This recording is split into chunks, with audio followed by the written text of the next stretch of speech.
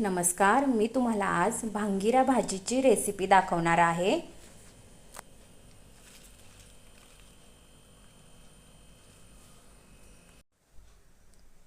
भांगिरा भाजी मी स्वच्छ धुवून चिरून घेतलेली आहे। भांगिरा भाजी 15 ते 20 मिनिटांशी शिजवून घ्यायची आहे व त्यानंतर ते पाणी काढून त्यामध्ये थंड पाणी टाकून पिळून घ्यायची आहे।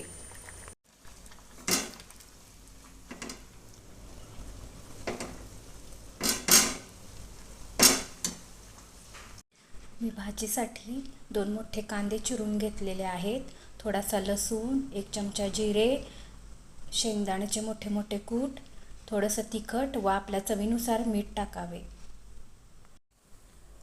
हे बघा मी भाजी कशी पिळून घेतलेली आहे। हे बघा मी जिरे, लसूण, कांदा, थोडंसं तिखट, मीठ, तेल, चवीनुसार मीठ टाकलेलं आहे व भाजून घेतलेला आहे कांदा वगैरे। हे बघा मी त्यात भाजी टाकलेली आहे व अशी छान परतून घ्यायची व गॅस मंद करून झाकण ठेवून त्यावरती छानशी वाफ येऊन द्यायची। 10 मिनिटं ठेवलं तरी चालेल। हे बघा माझी भांगेऱ्याची भाजी तयार झालेली आहे, खूप छान लागते।